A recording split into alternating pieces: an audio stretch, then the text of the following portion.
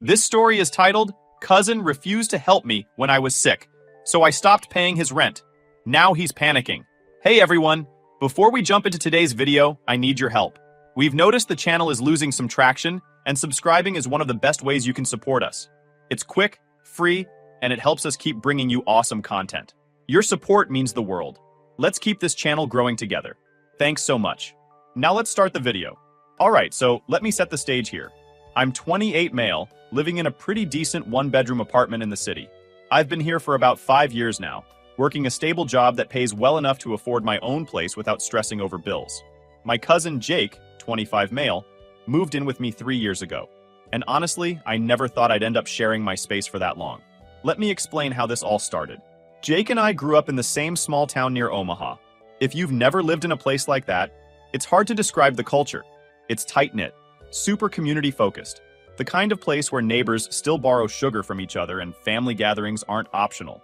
When you're from a town like ours, helping family isn't just encouraged, it's expected. Anyway, 3 years ago, Jake called me out of the blue. He had just graduated from college and wanted to move to the city to pursue photography.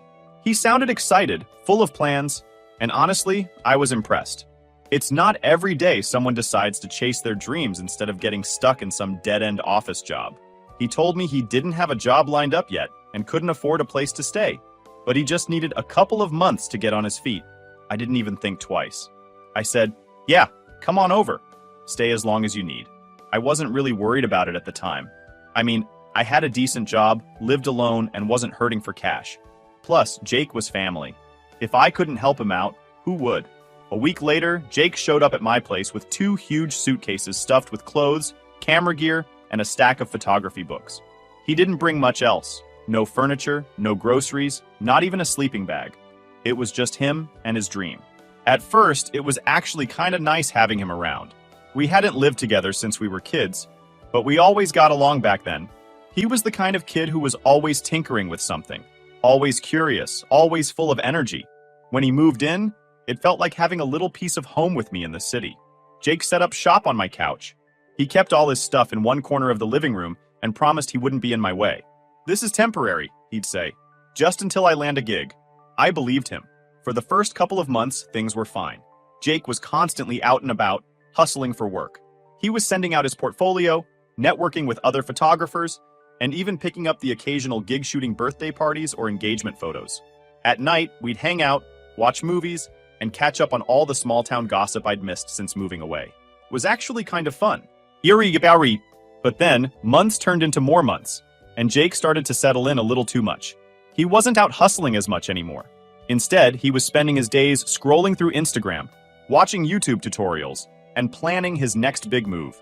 At first, I didn't think much of it. I figured he was just in a slump.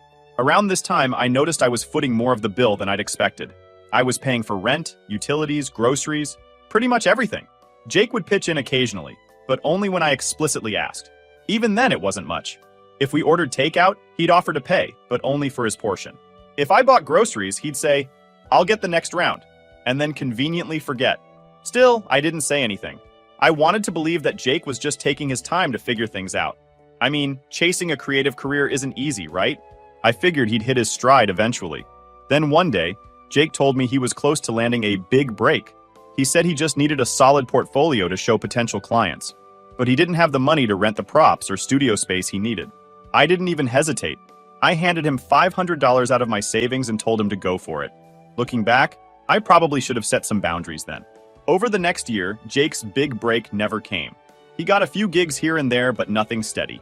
He started getting frustrated, and honestly, I was frustrated too. I wanted to see him succeed, but I couldn't help but feel like he wasn't trying as hard as he could. To help him out, I used one of my connections to land him a part-time job at a local cafe. It wasn't glamorous, but it was something to keep him afloat while he worked on his photography. He lasted 2 weeks before he quit, saying, I can't pour coffee for the rest of my life, man. I've got bigger things ahead. I was torn. On one hand, I admired his commitment to his dreams. On the other hand, I couldn't understand why he wasn't willing to put in the work to support himself in the meantime. But again, I let it slide. Here's the thing. I didn't just support Jake financially. I went out of my way to help him in every possible way. When he needed new editing software, I bought it for him. When he wanted to set up a YouTube channel, I helped him write captions and video descriptions. I spent hours brainstorming ideas with him, trying to figure out how to market his work. And through it all, I didn't expect anything in return. A simple thank you was enough for me. But as time went on, I started to notice something. Jake wasn't just leaning on me for support. He was taking me for granted. Anytime I asked for a favor, he acted like it was a chore.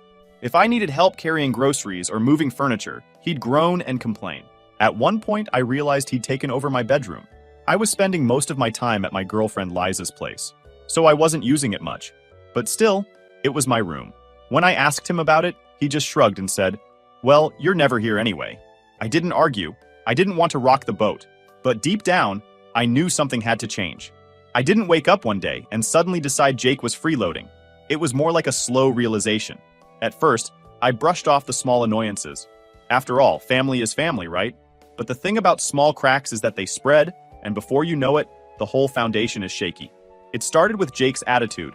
When he first moved in, he'd constantly talk about how grateful he was and how he'd repay me once he got on his feet. But as time went on, those thank yous turned into jokes, sarcastic ones. Anytime I asked him for something, he'd roll his eyes or make a snarky comment. "Wow, you actually need me for something? Shocking." Stuff like that. At first I laughed along, but it started to sting after a while.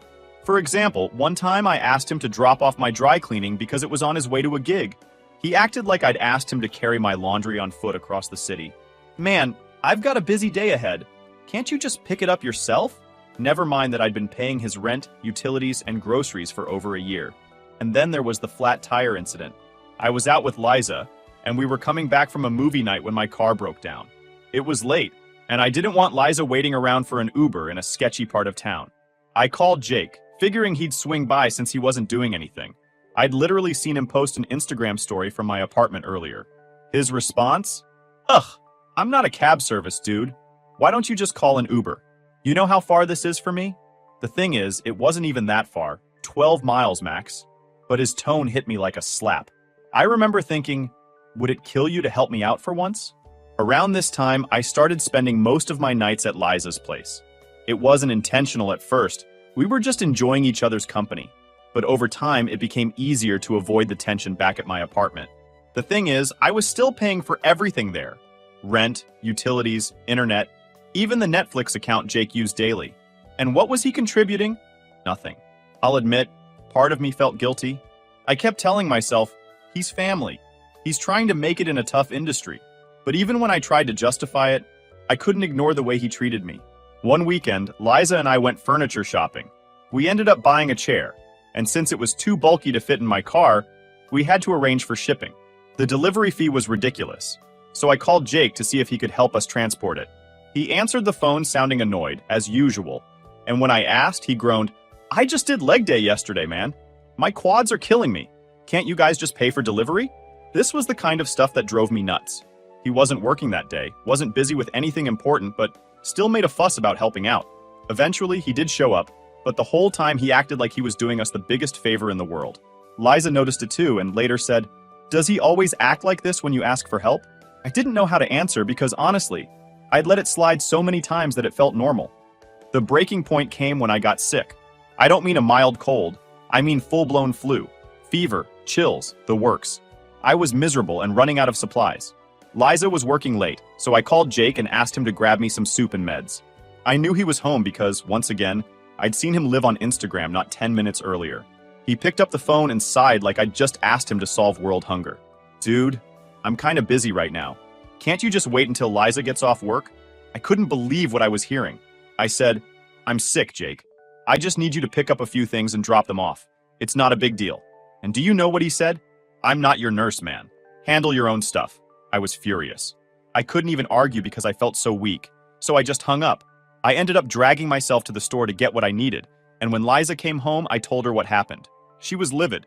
"You're still paying for that apartment, right? And he can't even do this one thing for you?" She wasn't wrong. The worst part wasn't even Jake's lack of effort. It was his lack of respect. By this point, it was clear that he didn't see me as someone who was helping him. He saw me as someone he could use. And that realization stung more than I care to admit. Over the next few days, I started thinking about how much I'd sacrificed for Jake. I'd put my own comfort, finances, and peace of mind on the line for him. And for what? A sarcastic roommate who couldn't be bothered to lift a finger when I needed him? Liza suggested I move in with her and let Jake take over the lease. It sounded like a clean solution, but I wasn't ready for that step. Our relationship was still new, and I didn't want to rush things. Plus, deep down, I didn't trust Jake to handle the rent on his own. Instead, I decided it was time to confront him. I told Jake how I felt, that I was hurt by the way he treated me and that I didn't feel appreciated. His response? Defensive as hell. He started listing all the favors he'd done for me over the years, like that one time he helped me carry groceries or dropped off a pen drive at my office. "You act like I've done nothing for you," he said, "but I'm not your butler, man." I couldn't believe it. I reminded him of everything I'd done for him, taking him in, paying his bills, helping him build his portfolio, and covering for him when he didn't have enough money to get by. He shrugged it off and said, "You offered, remember? Don't act like I begged you." That was it. I was done. I didn't know exactly how I was going to handle it, but I knew one thing for sure. Jake couldn't keep living rent-free in my apartment. It was time for a change. After my conversation with Jake, I realized something important. No matter how much you care about someone, there comes a point where you have to put yourself first. It wasn't just about money or convenience anymore. It was about self-respect. For 3 years, I'd been bending over backward to make Jake's life easier, and he couldn't even be bothered to show basic appreciation. But even though I'd made up my mind to change things, I hesitated. The idea of confronting Jake again filled me with dread. Part of me still felt responsible for him, even though I knew I shouldn't. I couldn't shake the thought, what if I cut him off, and he really can't make it on his own? I sat down with Liza that night to talk it through. She listened patiently, and then she said something that stuck with me. "You've given Jake more than enough time and support. If he's not ready to stand on his own now, that's on him, not you." She was right. I'd been making excuses for Jake for years, and all it had done was enable him. It was time to stop. The next day, I started packing up my things at the apartment. Most of my essentials were already at Liza's place, but I still had clothes, books, and some sentimental stuff at my old apartment. When I showed up, Jake was sprawled on the couch scrolling through his phone. He didn't even look up when I walked in. "Hey," I said, trying to sound casual. "I'm going to grab some of my stuff today." Jake just shrugged. "Cool, do whatever." I could feel my frustration bubbling up, but I kept it together. I started packing quietly, hoping to avoid a scene. But as I was boxing up my books, I noticed something. Jake had started using my bedroom as his personal studio. My desk was covered in photography gear, my chair had been replaced with a folding stool, and there were backdrops hanging from the walls. I stood there for a minute, staring at the mess. It wasn't just the physical intrusion that bothered me, it was the audacity of it. He hadn't asked, hadn't even mentioned it. He'd just taken over, as if he had every right. "Jake!" I called out, trying to keep my voice steady. He finally looked up. "What? Why is all your stuff in my room?" He waved his hand dismissively. "You're never here, man. It's not a big deal." I clenched my jaw. "It's still my room. You could have at least asked." Jake rolled his eyes. "Dude, relax. It's just temporary." That word, temporary, hit me like a slap.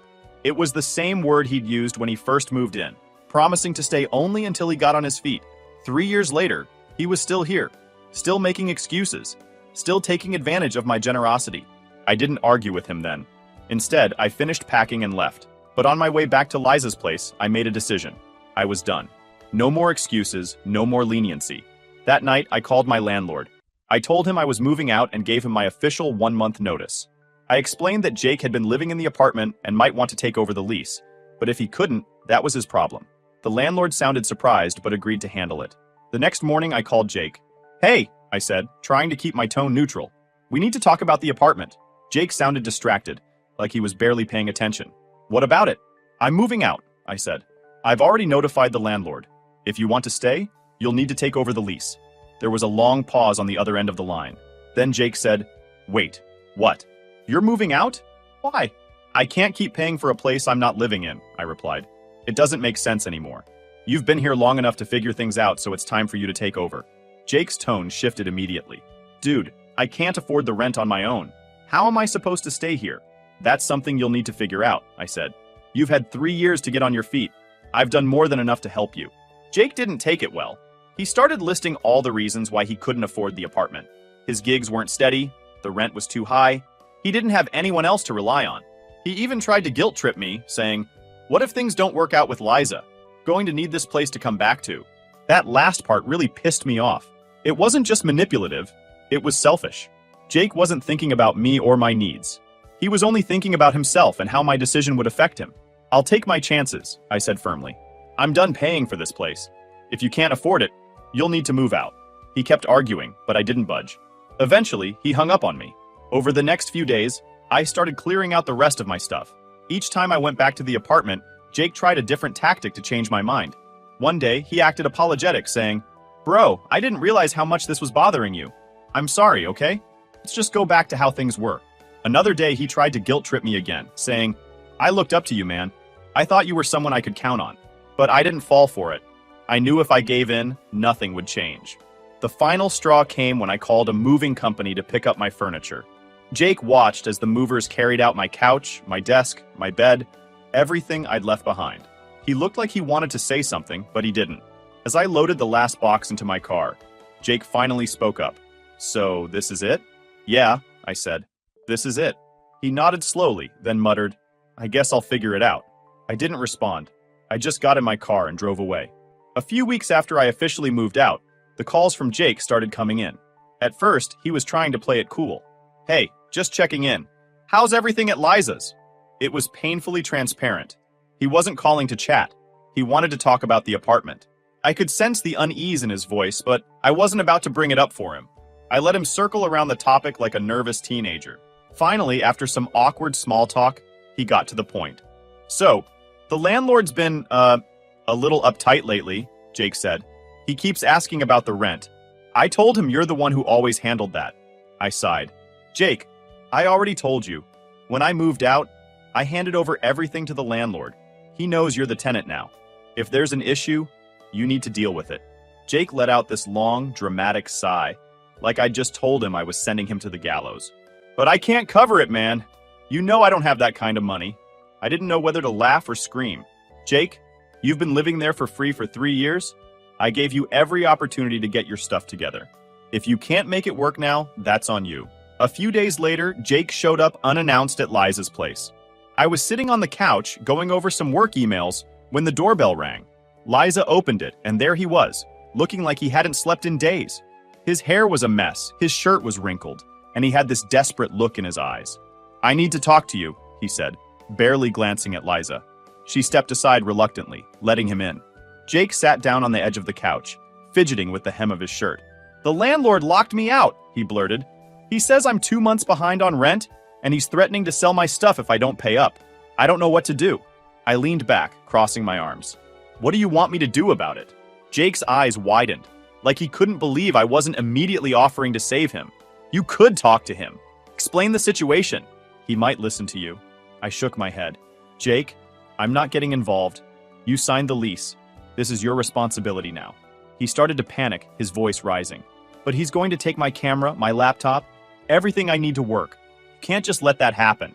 "Jake," I said, trying to stay calm, "you've had 3 years to figure this out.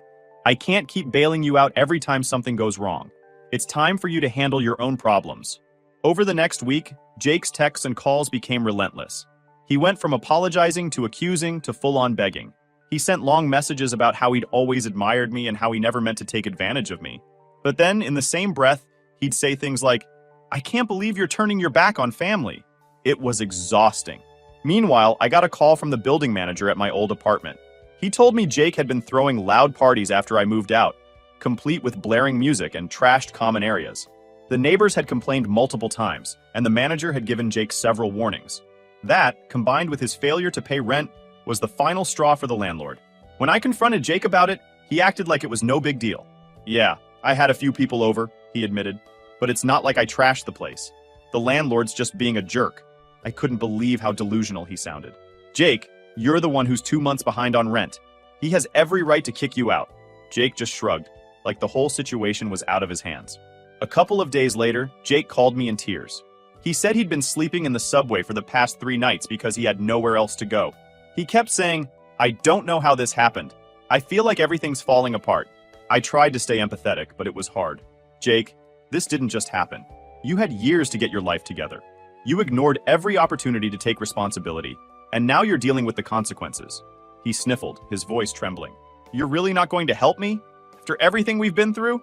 I already helped you, I said firmly. More than I should have. This is your mess to clean up now. The last straw came when Jake tried to rope Liza into the situation. He showed up at her place while I was at work, begging her to let him crash on our couch just for a week. Liza, bless her, didn't sugarcoat her response. Jake, no offense, but I've seen how this plays out, she said. A week turns into months, and before you know it, we're stuck in the same cycle. I'm sorry, but you need to figure this out on your own. When I got home and she told me about it, I was furious. Not at Liza, she did exactly what I would have done, but at Jake for trying to drag her into this. It felt like a new low, even for him. A few days later, Jake called me one last time. He was frantic, saying the landlord had confiscated his camera, laptop, and other valuables to cover the unpaid rent. He begged me to help him get them back, saying they were his only shot at getting back on his feet. I'll admit, part of me felt sorry for him. That camera was his pride and joy. He treated it like an extension of himself. But I also knew that stepping in would just prolong the inevitable. I'm sorry, Jake, I said. I can't help you. This is something you need to handle yourself. He didn't say anything for a long time. Then, in a quiet voice, he said, I guess this is it, huh? Yeah, I replied. I guess it is. That was the last time we spoke for a while. I heard through the grapevine that he managed to recover his camera and laptop thanks to our uncle, who bailed him out. But the landlord wouldn't let him stay, and he couldn't afford the rent anyway. Last I heard, he was couch surfing with friends and working under a wedding photographer. As for me, I felt a mix of relief and sadness. I didn't like how things ended, but I knew it was the right decision. Sometimes you have to let people fail so they can learn to stand on the period. After Jake moved out of my life, both figuratively and literally, I thought the drama would end. When you grow up in a small-town family like ours, everyone has opinions about your business, whether they should or not. News of Jake's eviction and our fallout traveled fast, and before I knew it, I was getting phone calls from relatives asking what was going on. The first call came from my dad. He was calm about it, but I could tell he'd already heard Jake's side of the story. Your uncle called me, he started. He says Jake's out on the streets because you refused to help him. What's going on, son? I was annoyed but not surprised. Jake had always been good at playing the victim. I took a deep breath and explained everything. The rent, the freeloading, the parties, the landlord's warnings, the 3 years of ungrateful behavior. I didn't sugarcoat anything, but I didn't embellish either. By the end of the conversation, my dad let out a long sigh. Sounds like you did more than enough for him, he said. Your uncle's upset, but honestly, that's because Jake ran to him for help. Don't let them guilt you into anything. Not long after that, my uncle called me directly. Unlike my dad, he wasn't calm. The minute I picked up, he launched into a tirade about how I'd abandoned Jake when he needed me most. How could you just throw him out? He demanded. He's your cousin, for God's sake. Family is supposed to look out for each other. I let him rant for a bit before cutting him off. Uncle Kyle, I said, trying to stay calm. I didn't throw Jake out. He had 3 years to get his act together, and he didn't. I paid for everything. His rent, his food, his career, and all I got in return was disrespect. If you think he needs more help, then by all means, help him yourself. There was a pause on the other end of the line. Well, he muttered, he's staying with me now, but you could have handled it better. I didn't have the energy to argue. Maybe, I said, but I'm done enabling him. Meanwhile, Jake continued to reach out, this time through mutual friends. He told them I'd abandoned him and left him to fend for himself in a city where he had no support. A few of them messaged me, asking if it was true. At first, I felt defensive. I wanted to explain my side of the story to everyone. But then I realized I didn't owe anyone an explanation. The people who truly knew me understood what I'd been through with Jake.